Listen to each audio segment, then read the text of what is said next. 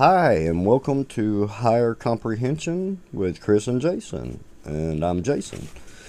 The ark is a wooden box. The Bible, God gave Moses specific instructions on how to build it. It's supposed to be 2.5 cubits by 1.5 cubits and covered in gold and, you know, uh, two golden cherubs on top facing each other and four golden loops, two on either side to for wooden poles to go through for it to be carried.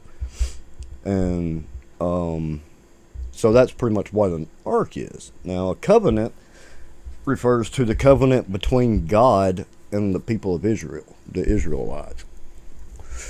It was the promise where the Jews became God's people or the chosen people or whatever. I struggle with that one, how God is a chosen people or whatever. But so anyway, we get to the story of the ark. It's going to be hard to do this without getting into a little bit of biblical history.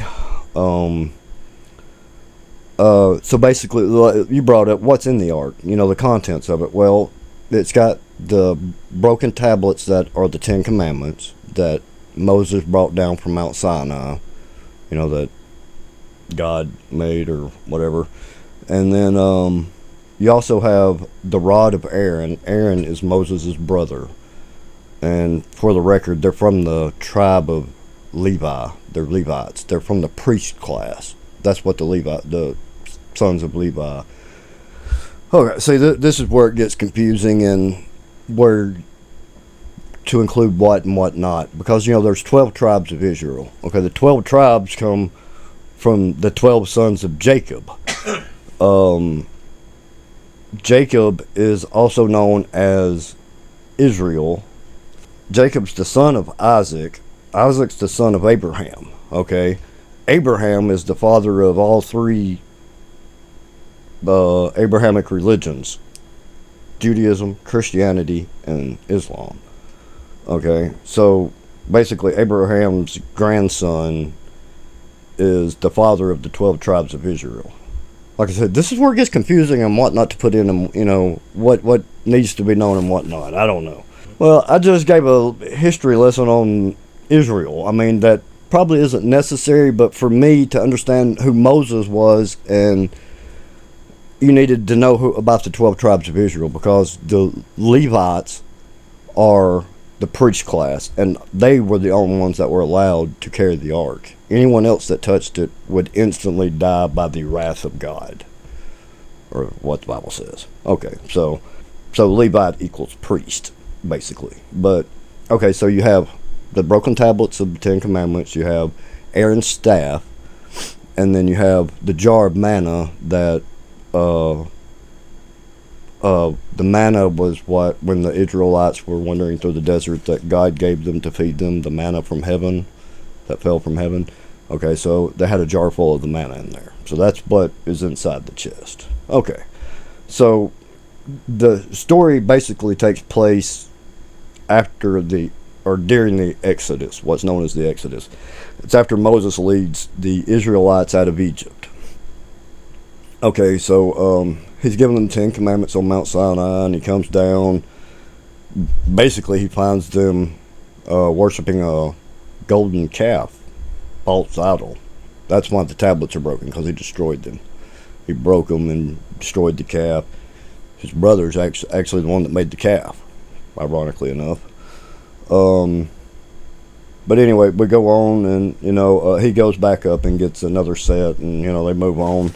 But so they carried with them on the Exodus this whole time the Ark of the Covenant, and only the Levites could carry it. And while they were doing it, whenever they would get to a camping site or whatever, they would set up the tent that housed the Ark first. It was called the Tent of Meeting, and they when they would pack up their encampment to move on, it would be the last thing to go. It was the first thing to be set up and the last as they, would leave. And the Exodus lasted for 40 years or whatever. Well, anyway, Moses wasn't the one who led them to Jericho or whatever. It was Joshua. He was one of his lieutenants or whatever, and he was the one that actually led the Israelites with the ark to Jericho, and, they walked around the walls of Jericho counterclockwise and blew the ram's horns, and they did this a few times or whatever, and the walls came tumbling down, the story. Well, they did that, and then, that was their promised land or whatever. So you go through them building Jerusalem up and all of this, and then you get to where the ark is, what I left out. They would always take the ark into battle with them because it was, a powerful object or whatever, and, it couldn't be, whatever. But it's interesting. The first time they lose it, they're battling the Philistines, and the Philistines capture it. And they take it back to their city, Ashdod, and they place it inside their main temple to Dagon. It was their main deity. And every day when they would come in, the statue of Dagon would be falling over. Mice destroyed their crops. Their people started developing boils and tumors and stuff. So they put it on a cart and they sent it back to them. They didn't want nothing to do with it. Then, of course, David conquers Jerusalem and plans to build a temple for it, but David is a sinner, so it's his son Solomon that actually builds the temple that is supposed to be the permanent house of the ark. It's the Temple Mount in Jerusalem. The next part of the story is kind of sketchy because we don't really know what happened. The Bible doesn't say exactly. It alludes to a couple of things. But the Egyptians may have had it briefly. They invaded, but it's thought that it was actually taken and hidden. But in either way, they got it back during the reign of King Josiah, who reigned from 640 to 609 BC. And during that time, he ordered it returned to the temple that Solomon built. And then the Babylonians are the next to attack, and they sacked the city of Jerusalem, and that's where the ark disappears from history. This is 586 BC, and there's a lot of possibilities about what might happen to it.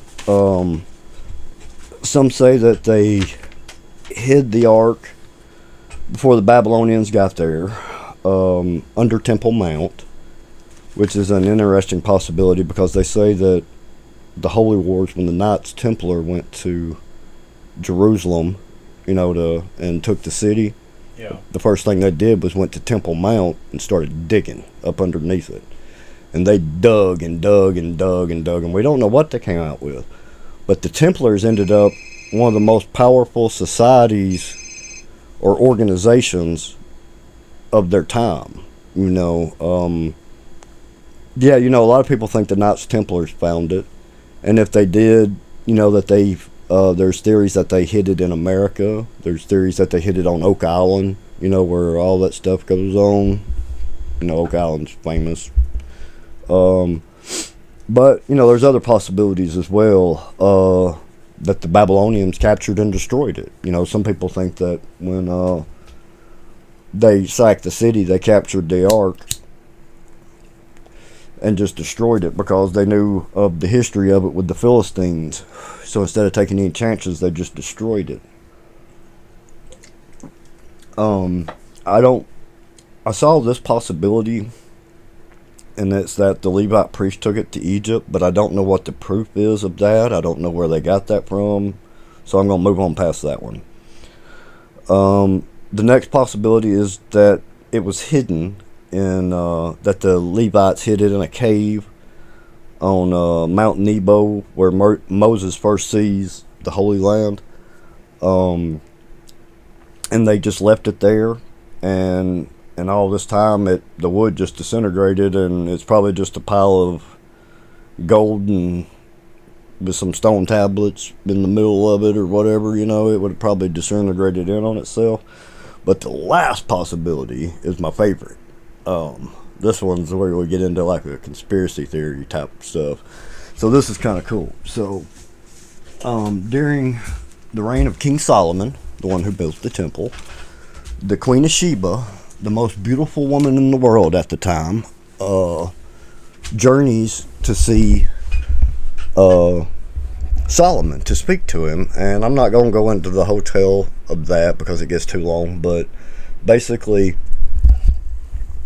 Solomon seduces Sheba and impregnates her. She goes back to Sheba. So Sheba goes back home. She has her son, and the son of Solomon. His name is Menelik. So Menelik comes to age and decides to journey to see his father and meet him.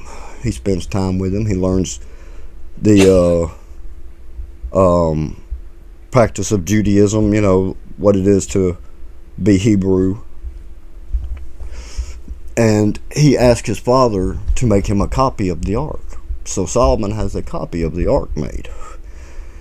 And this is where things get weird. The Ethiopians claim that Menelik swapped the replica for the real thing and takes it back to Ethiopia with him.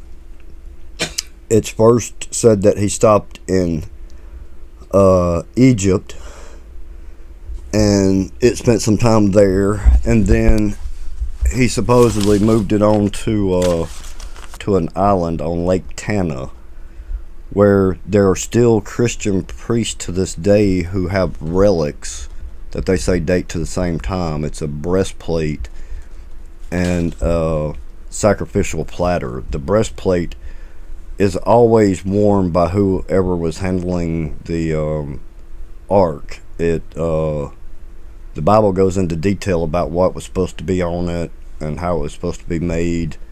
And this thing, there's a lot of conspiracies about that, about how it was really a transmitter to talk to aliens or whatever, and yeah, just weird stuff, but we're not getting into that. Anyway, so it was on the island. It spent some time there, and then it was taken to the city of Axum. And in Axum, it was taken to the church that's called the Church of Our Lady Mary of Zion.